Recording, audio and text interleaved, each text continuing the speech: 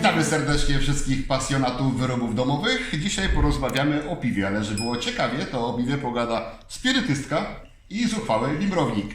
Tak. I Zabrowin Artur Nomart. Witamy Was serdecznie. Witam serdecznie. Mamy trochę mocniejsze koszulki niż przystało na dzisiejszy dzień. Ale nie będziemy gadali o spirytualiach. Nie będziemy, tym razem. Chociaż myślę, że wielu by chętnie posłuchało. Nasze ulubione tematy. Dokładnie. Ale piwo też jest dobry temat. Lubisz piwo? Lubię piwo. Mama mnie nie słucha. A najbardziej Lubię jakie? piwa. Wiesz co, pszeniczne chyba najbardziej, takie dosyć łagodne, z wyczuwalną nutą słodową, delikatne. Bardziej te kraftowe, nie Tak. te typowe sklepowe, chociaż piwo ostatnio używał głównie do sera, ci powiem, ale to jest temat na inny odcinek. No ja pamiętam moje ulubione piwo w jednej z knajp trójmiejskich. Mój znajomy piwowar tak pięknie zrobił, że te właśnie gwoździe i banany, te dwa smaki aromaty tak się pięknie wybijały, że się specjalnie jechało do Gdańska, do tej knajpy na to piwko. No, te bananowe nutki są super. No dokładnie. Pszeniczne. A jakieś inne, bardziej takie zaawansowane piwa kraftowe? Jak najbardziej, różne, teraz bardzo dużo w ogóle powstaje tych kraftowych, chociaż nie ma co zrobić samemu. Dokładnie, dokładnie. Wtedy dodajesz wszystko to, co lubisz, co chcesz. No według własnego po prostu gustu, prawda? Dochmielasz mniej, bardziej, takim chmielem, ale to już ty powiesz. Można pokombinować. Tak, ale Dokładnie. kraft dzisiaj poszedł bardzo daleko. Kiedyś można było uważać, że piwa belgijskie to jest taki przejaw piw bardzo atrakcyjny, bardzo udziwniony, z wieloma smakami o różnej mocy. A dzisiaj, jak się wchodzi do takiego dobrego sklepu piwowarskiego, to można dostać oczopląsu. Oj, można, ja ostatnio właśnie dostałam. Nie wiedziałam, przyznam Ci, że nie wiedziałam, co wziąć. A gdybym Ci zaproponował piwo ze śledziem? Wiesz co? Wziąłam oddech, ale wiesz, że ja uwielbiam eksperymenty w każdej dziedzinie przetwórstwa, więc myślę, że bym się zdecydowała. Ale jeszcze nie miałam przyjemności.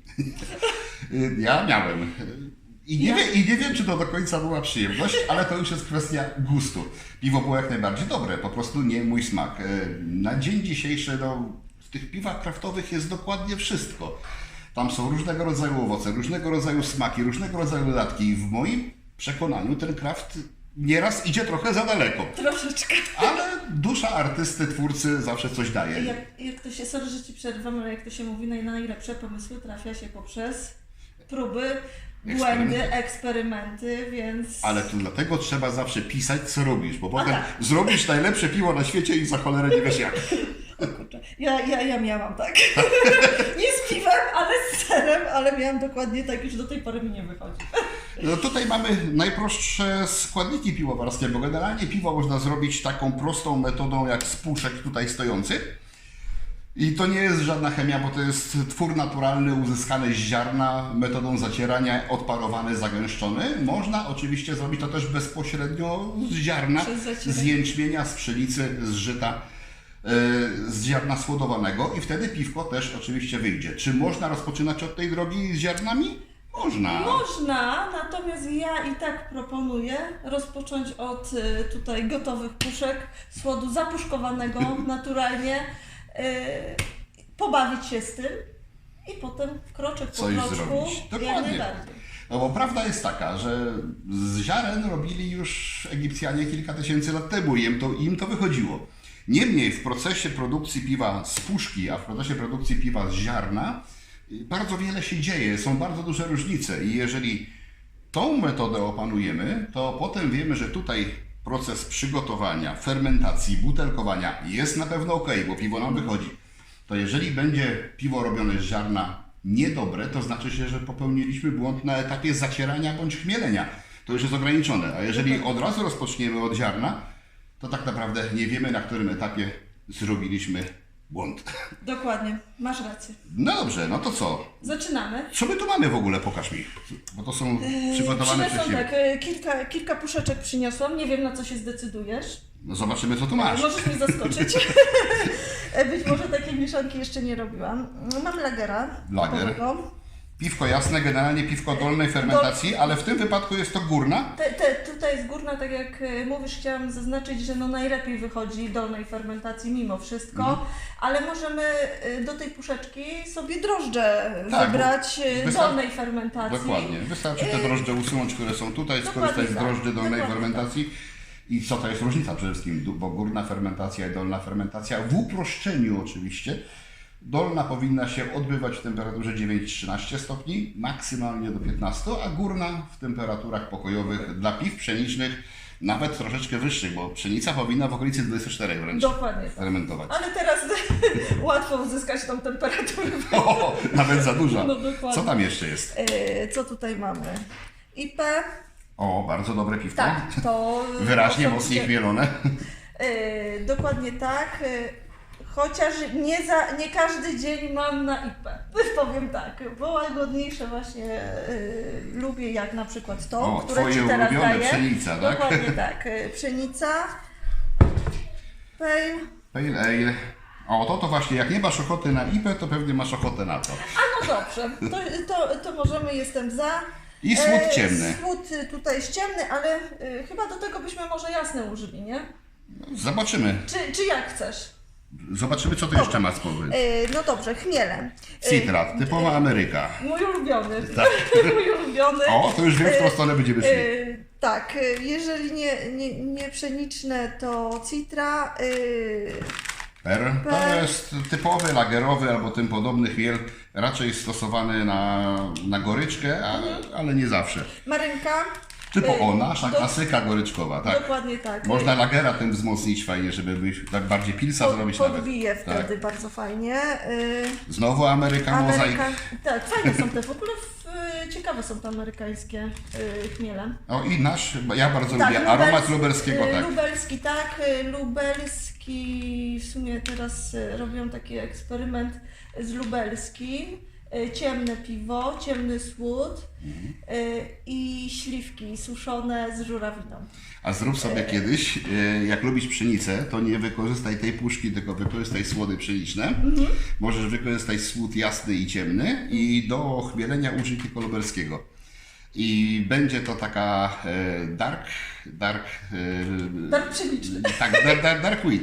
Ciemne piwo pszeniczne, bardzo fajne w smaku i właśnie chmielone tylko lubelskim. A to pszenicznego z ciemnym nie robię, z miłą chęcią spróbuję. Warto spróbować. Super. No dobra, to mówisz, że co mam Ci zrobić z tego? Może ja powiem, Kombo? jakie ja mam możliwości. Ma być dobre. Bo mogę zrobić na przykład, przepraszam, mogę na przykład takiego lagera, bo generalnie, żeby było jasne, gdzie mam tu lagera? Normalne piwo, załóżmy lager i jasny słód. To plus 20 litrów wody, no i fermentacja tak jak w winie, tak samo i w piwie się odbywa.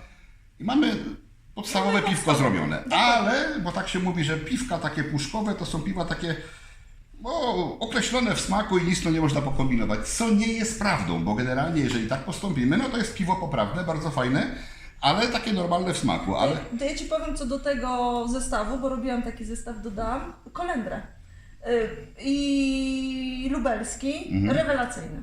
też ciekawe, No. kolendrę często się do pszenicy dodaje też. Też. Ale gdyby użyć na przykład zamiast słodu jasnego na przykład to wyjdzie nam piwo takie jasne, ale zdecydowanie bardziej wyraźnie chmielone. Podbite. Ale jeżeli do tych dwóch puszeczek dodalibyśmy jeszcze słód jasny, to nam wyjdzie takie piwko dość mocno wychmielone, ale też i powyżej 6% już Ekstraktywne bardzo. zaczyna być trochę więcej alkoholu. Co my tu jeszcze mamy? Mamy na przykład pszenicę, można zrobić jakąś hybrydę na przykład, połączyć to i jest bardzo fajne piwo hybrydowe. Ale to już bym nie dochmielała wtedy. No nie, to już jak tak pszenicę to byłoby nawet zdecydowanie już Dokładnie. za mocno nachmielone, ale jako piwko hybrydowe, kraftowe, Bardzo fajne. bardzo ciekawe do zrobienia. A gdybyśmy chcieli zrobić IPę, to na przykład tą IPę i nie lagera, tylko pale ale'a. O! To już mamy, to już jest dobrze wychmielone. Jeżeli dodamy jeszcze drugi ekstrakt, który już jest piwem nachmielonym, to będziemy mieli już naprawdę solidnie wychmieloną IPę. To Dokładnie. już co niektórym będzie usteczka wykręcało. Ale Ja muszę mieć dzień na takie piwo. a jeżeli byśmy do tego dodali słód jasny, to byłaby właśnie taka mocniejsza, już prawdziwa IPA, bo w okolicach tych 6-7% alkoholu. A jakbyśmy dali ciemny słód, to byłaby dark IPA. Dokładnie. Ale teraz, gdybyśmy do tego dodali jeszcze chmiel Citra, to możemy mieć American Dark IPA. Super. Całkiem niezłe piwo kraftowe. Się zaczęłam śmiać, bo mi przypominasz grę w kulki, wiesz, kilka tych puszeczek i losujemy. Ale z tych paru puszek można naprawdę zrobić tyle kombinacji Dokładnie piwa, tak. że Dokładnie tak. tylko wyobraźnia nas Mam ogranicza. nadzieję, że Państwo się jeszcze nie zgubili, ale tak, to co powiedziałeś, tylko wyobraźnia nas ogranicza, warto próbować, bo naprawdę można stworzyć coś fajnego, niepowtarzalnego przede wszystkim i dobrego. No właśnie, ale żeby usystematyzować to, co powiedzieliśmy, to zróbmy taki trudniejszy temat i omówimy go na poszczególnych etapach, żeby dokładnie było wiadomo, o co chodzi. I można zrobić wersję prostsze, ale będzie można też zrobić taką kombinację trudniejszą. Więc tą IPę amerykańską, to ty chcesz jasną czy ciemną? Wiesz, coś ciemnym nie robi, może ciemno. Ciemną. No to No tak dobra. jak mówiłem, weźmiemy puszeczkę IPy, weźmiemy puszeczkę Pale Ale'a, o, No dobra. dołożymy do tego ciemne słody i weźmiemy do tego Citrę czy Mozaik? Który bardziej lubisz chwilę? No ja wolę Citra. No to Ale Citra. Myślisz, że będzie do ciemnego? Jak najbardziej. Jak najbardziej. Jak najbardziej, O, dobra. tak. I teraz samo chmielenie, to są dwa rodzaje chmielenia. Chmielenie na goryczkę i chmielenie na aromat. Nie da się tego niestety tutaj omówić w tym filmie, bo na temat chmielenia to napisano takie książki. Dokładnie. Więc w uproszczeniu, w wielkim uproszczeniu, to najczęściej chmiele się dzielą na dwa rodzaje, czyli goryczkowy albo aromatyczny. Niektóre z nich są dualne, czyli się nadające do tego i do tego. Citra jest typowym chmielem aromatycznym, ale z dużą zawartością alfa-kwasu, więc jest dość mocno gorzki. I jeżeli go użyjemy, możemy go użyć tylko na aromat. I na aromat to są krótkie gotowania. Ile gotujesz na aromat? To znaczy, no ja tak 15 minut. 15 minut, no to generalnie 20. wszystko właśnie od pół godziny do wręcz zero, bo niektórzy wrzucają na aromat Sekundkę. na zero, już koniec gotowania, a wrzucają po to, żeby był jeszcze chmiel. Ale Ja bym do pół godzinki, czyli nawet 15-20 minut, ale w zestawie takim. w takim. W takim jak najbardziej krótszy czas myślę, że nam wystarczy. Ja myślę tak, że skoro my tu będziemy mieli piwo już dość mocno goryczkowe, to postawimy tylko na aromat, wrzucimy to na ostatnie 10 minut. Ale Dobrze. jeżeli byśmy chcieli zrobić piwo bardziej goryczkowe, załóżmy z takiego lagera, to gdybyśmy użyli na przykład marynkę i dodali tak jak będziemy tu chmielić, co pokażemy, dodali i gotowali ten chmiel przez godzinę, to byłoby typowe podbicie bardzo wyraźnej goryczki. Bo to jest chmiel goryczkowy gotowany przez godzinę, całą by swoją goryczkę oddał. No dobrze, więc skoro tak mamy, to jaki nam sprzęt jest potrzebny? Potrzebny nam jest jakiś garnek, najlepiej duży, chociaż jak tego nie ma, może być garnek mniejszy o połowę, powiedzmy takie 15-20 litrów, a na koniec po całym procesie trzeba wszystko rozcieńczyć do 20, Do 20 litrów. do 23 maksymalnie. No 3 to, no. Ale jeżeli jest duży garnek, to jest duży garnek. Musimy w tym garnku zagrzać wodę, musimy rozpuścić te gęste syropy. Jak to rozpuszczasz? To znaczy tak, jak nie mam czasu i gorącej wody po prostu wygrzebuję albo nalewam troszeczkę wody gorącej później, żeby przepłukać puszkę, ale nie ma z tym problemu. No, można to wstawić do Naprawdę, piekarnika, można żeby na rozgrzać. momencik, tak. Można do gorącej wody. Ale wcześniej proponuję otworzyć puszkę. Tak, i wyjąć drożdże. I wyjąć drożdże, żeby nie było niespodzianki. Dokładnie. W ostateczności, jeżeli nie ma czasu, po prostu się otwiera puszkę, Wygrzebuję. wygrzebuje, dolewa trochę gorącej wody, wypłukuje, bo wszystkie dobro trzeba odzyskać i jest dobrze. Myślę, że to wystarczy. I myślę, że my tak zrobimy. Potrzebna jest też oprócz tego sprzętu, w którym będziemy to grzać i w którym się zmieści te 20 litrów, potrzebna jest woda. Wodę używasz kupną czy kranówę? Wiesz co, ja używam kupnej, zależy też gdzie jestem. Tutaj używam kupnej, ale u siebie w domu nie. Mam dobrą wodę kranową, czego jestem pewna, bo przebadam, więc O to używam, właśnie chodzi. Jeżeli używacie domowej wody, pijecie ją i Wam smakuje, To może. to może być to domowa woda. Jeżeli cokolwiek w smaku jest nie tak, To się to odbije w piwie. Dokładnie tak, będzie to bardzo wyraźnie. Więc jeżeli nie pijecie domowej kranówy, to użyjcie wody kupionej w sklepie. Co poza tym, jak już rozgrzejemy wszystko, jak już rozpuścimy, jak już przeprowadzimy cały proces chmielenia, to jest taki bardzo niebezpieczny moment dla piwa, bo trzeba je ostudzić do temperatury 20 kilku stopni, żeby dodać drożdże. I to nie może trwać godzinami. Szybko. Więc w warunkach takich prostych, domowych, taki gar wstawić do wanny z zimną wodą, I mieszać. albo przelać do mniejszych garków i niech woda krąży i mieszać, albo można się posłużyć bardziej profesjonalnym sprzętem, czyli chłodnica do środka, puścić wodę, tak jak my to zrobimy, i wtedy uda się to schłodzić w ciągu kilkunastu minut. Ja myślę, że 20 minut wystarcza wtedy Tak. na schłodzenie, I- tak zazwyczaj. No. To jest ważne, bo nie ma niebezpieczeństwa, że to, co tu lata w powietrzu, a tu jest wiele różnych niebezpiecznych bakterii, dostanie się do piwa, zakazi to piwo i to piwo potem nie będzie nam dobre w smaku. No i nasza praca na marne. Dokładnie.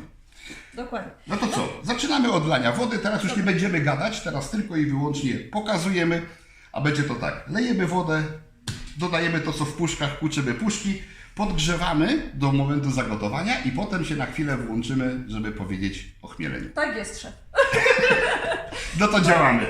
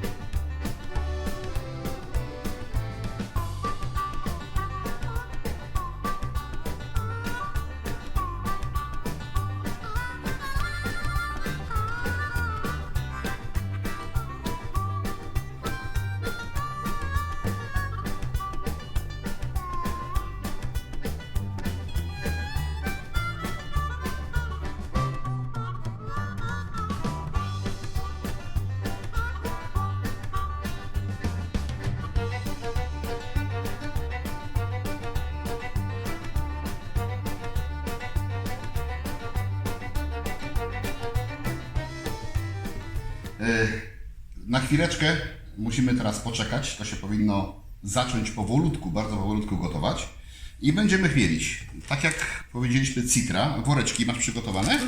Jeszcze nie, już Ci przygotowuję. Już się zasłuchałam się w Tobie O. i zapracowałam. Więc Dziękuję Ci bardzo. Co złego to nie ja. Tutaj mamy 30 gramów. Pomyślałem sobie, że zrobimy to jednak na 2 razy, żeby ten aromat był bogatszy. Czy na zimno też chcesz?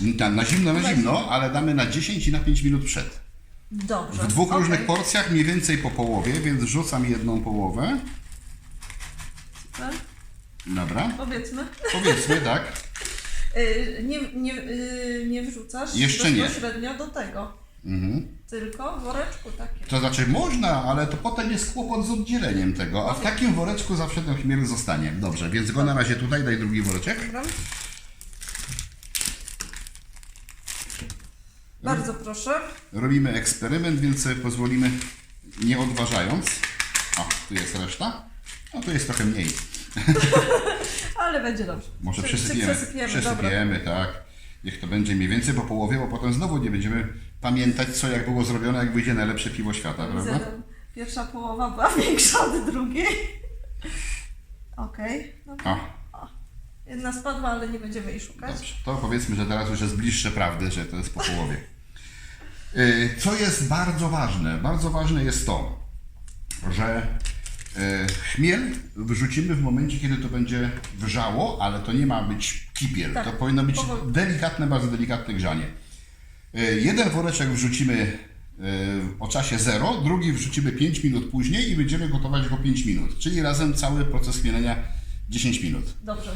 Tak jest. I co jest ważne, przy chmieleniu na aromat i na goryczkę nigdy nie przykrywamy gara. Zawsze musi być otwarty, dlatego że to może spowodować pewną wadę piwa. Nie będę się teraz tutaj w szczegóły, jak ktoś chce, może sobie w literaturze doczytać, ale trzeba zapamiętać zasady. W trakcie chmielenia nie przykrywamy gara. Dobrze. Zobaczymy, co nam wyjdzie. Ja zostawiam piwo u siebie. No tak, ja będę musiał... I zdam Ci relację. Albo mi przyśleć jakąś buteleczkę na Nie, no, degustację. chyba przyjedziesz. No zobaczymy. Jak skończymy chmielenie, użyjemy chłodnicy. Po użyciu chłodnicy i doprowadzeniu tego do temperatury maksymalnie 25 stopni, ale gdzieś tam w przedziale 20-25 użyjemy tych drożdży, które były w puszce. Niemniej mamy dużo gęstszą brzeczkę, więc nie użyjemy jednej saszetki, użyjemy 2. Dobrze. Czyli rozrobimy je w przygotowanej, ostudzonej wodzie o temperaturze pokojowej i do ostudzonej brzeczki należy te 2 paczki drożdży dodać, dlatego że to jest dużo większy ekstrakt i żeby to miało szansę szybko i sprawnie odpracować. Ja jeszcze powiem, bo mam takie spaczenie zawodowe o drożdżach i o ich uwadnianiu. Jak wlejemy niewielką ilość wody, na przykład w szklaneczkę, wody w szklaneczkę, wsypiemy drożdże, wymieszamy, to zwróćmy na to uwagę, aby był płyn mętny, żeby te drożdże nie opadły tak jak od razu grawitacyjnie na dno. Wtedy musimy się zastanowić, czy jednak nie ma jakiejś wady. Tak. To drożdże powinny być aktywne, tak? Muszą być aktywne, muszą się dobrze uwadniać, czyli płyn jest mętny, a nie całość klarowna i drożdże na spodzie. Tak, dokładniej mówiąc, nawet jak to się na troszeczkę dłużej zostawi niż te 10 minut, to powinieneś taki kożuch wręcz zrobić na wierzchu. Dokładnie. Powinno być widać, że drożdże żyją. Nie będziemy tego przeciągać, bo to naprawdę zajęłoby wiele czasu, czyli należy to poddać fermentacji, rozlać do butelek, do każdej butelki po 5 gramów cukru w celu nagazowania, zakapslować. Generalnie to są rzeczy ważne, ale nie na ten film. Tutaj możecie sobie zerknąć, jest taki link do filmu z piwem miodowym i tam ten cały proces butelkowania i co zrobić po butelkowaniu dokładnie opisany. Tu macie drugi film na temat cydru. Generalnie też tam te wszystkie etapy butelkowania, kapslowania są opisane, więc stamtąd się możecie dowiedzieć, nie ma powodu, żeby tutaj tego powtarzać.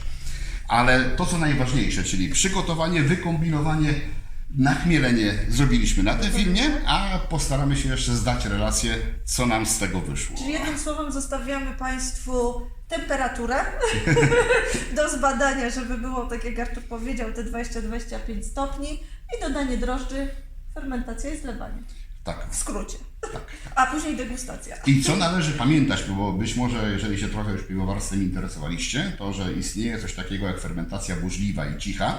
I tak jak w przypadku piwa pod tytułem puszka lagera i puszka słodu jasnego, czasami dopuszcza się tylko fermentację burzliwą i po 7 dniach butelkowanie. Co prawda butelkujemy płyn dość sporo mętny, ale teoretycznie jest to dopuszczalne. Tak w przypadku każdego piwa, gdzie w grę wchodzi dodatkowa ilość cukru albo dodatkowa puszka ekstraktu, coś takiego jak fermentacja cicha, czyli zlanie z nadosadu i fermentacja przez dalsze 7 do 14 dni jest obowiązkowa. Nie można sobie pozwolić na to, że po 7 dniach takie piwo zabutelkujemy, bo najprawdopodobniej sprawi nam granatową niespodziankę. Dokładnie. To w takim razie na tyle. Pokażemy jeszcze co i jak to wygląda, a z Wami się żegnamy. Zapraszam na te filmy, które były pokazane. No i mam nadzieję, że uda się jeszcze do tego filmu wkleić degustację. Ja Ci dziękuję, że przyjechałeś i... Albo przyjadę, albo mi to piwo przyślesz, nie? No ja mam nadzieję, że przyjedziesz. Zawsze będzie jakaś okazja. Żegnamy się z Wami. Trzymajcie się i pamiętajcie, że nawet z takich puszek można naprawdę cuda w domu zrobić. Na razie, hej!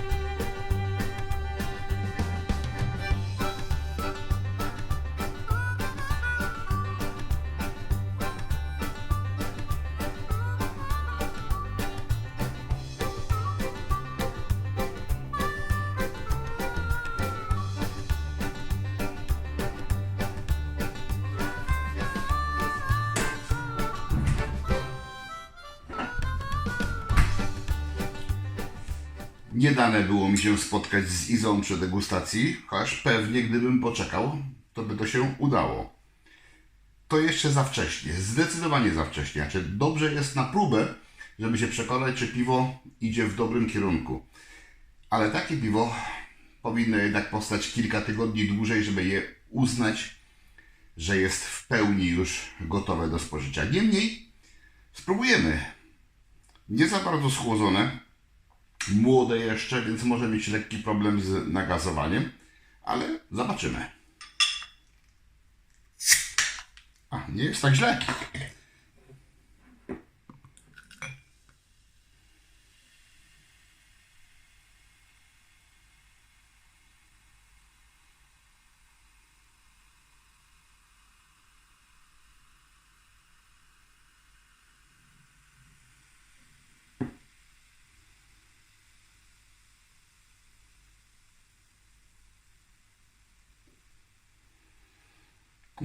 Bardzo ładne nuty tych ciemnych słodów.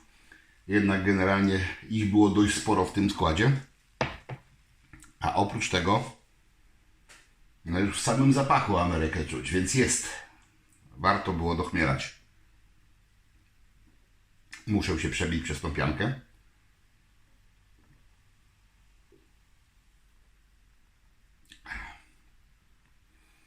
I o to chodziło. Dokładnie. Bardzo prostym sposobem, bez jakiegoś szczególnego wkładu pracy w cały proces zacierania, kombinowania ze słodami i tak dalej, gdzie można popełnić wiele błędów, można, używając tylko i wyłącznie puszek, używając tylko i wyłącznie puszek, stosując taki prosty zabieg jak wzmocnienie poprzez większą ilość dodanych słodów, czyli podniesienie poziomu alkoholu, to można zrobić, można tego nie zrobić, poprzez dochmielenie albo tylko na aromat, albo na aromat i na goryczkę. Można zrobić piwa, które są dużo ciekawsze niż ich wersje podstawowe puszkowe. Drobna kombinacja, trochę podczarowania, też duże pole do testów i wychodzą fajne domowe piwka bez dużego nakładu pracy. Macie szansę na to, żeby zrobić pełen proces? Proszę bardzo. Tu jest link do filmu, w którym jest to dokładnie opisane, jak to zrobić za pomocą ziarna. A ten film pokazał, jak takie cuda można robić, używając puszek. Dobre, domowe, jeszcze bardzo młode piwo, ale jak dojrzeje, będzie cieszyło mnie jeszcze bardziej. Dostałem tylko kilka butelek, resztę dostała u Izy, ale chociaż te kilka też się przyda. Zapraszam na kolejne odcinki, zapraszam do subskrybowania kanału. Podobało się, dajcie łapkę w górę, zostawcie komentarz, napiszcie, jakie wy piwa robicie, którą wersję wolicie, czy puszkową, czy zacieraną, jakie gatunki w ogóle piwa wolicie. Chętnie się o tym dowiem. Na razie, trzymajcie się.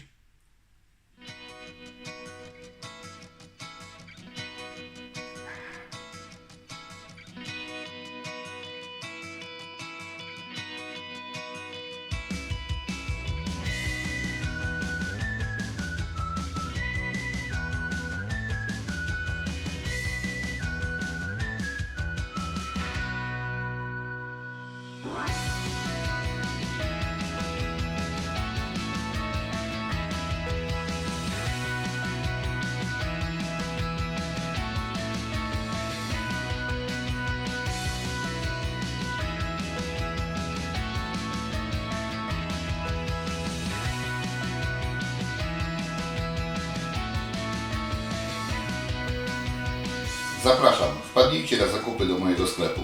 Znajdziecie tutaj takie rzeczy jak wędzarnie i generatory dymu, szynkowary, sprzęt dla winiarzy, sprzęt i surowce dla piwowarów, inne akcesoria do wyrobów domowych oraz unikatowe tematyczne koszulki i literatura dla pasjonatów. Zapraszam.